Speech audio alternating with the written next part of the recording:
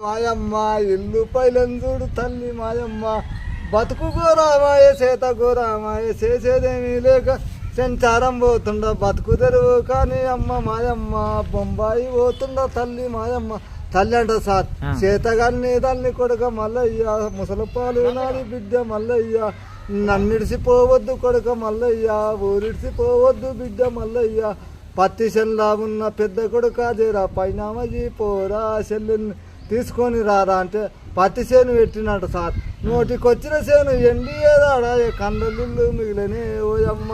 కవులు ఎట్లా కడుతునే ఓయమ్మ చిన్న కొడుకు సార్ ఆరే చెట్టు కింద నార తిరుగుతున్న చిన్న కొడుక వినరా నీవన్న పైన పోరా అంటే పండుగల్లాది అత్తగారింటికి ముందుగా పోతానే ఓయమ్మ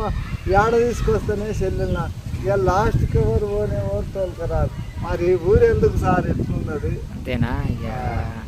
ఏమి చేతు బీద రైతన్నా అడగున వడ్డ అంటారా వెళ్ళడు పైకి రాదన్నా సాలుమూలా తెలవనోడన్నా సర్పంచినంటాడు సామెతన్నా చెప్పరాదన్నా సర్పంచినంటాడు కొడుకుకు ఇద్దరు విల్లాలు అంతారముల్లా తండ్రికి తగినంత మంది ఉండ్రి తాత కట్టిన ఇల్లు వాకిలి తండ్రికే సరిపోతలేదు ఇంటి ఆలు ఎంట జరిగితే కంపగాల వెట్టుమంటారు ఏమి చేతు బీద రైతన్నా అడగున వడ్డ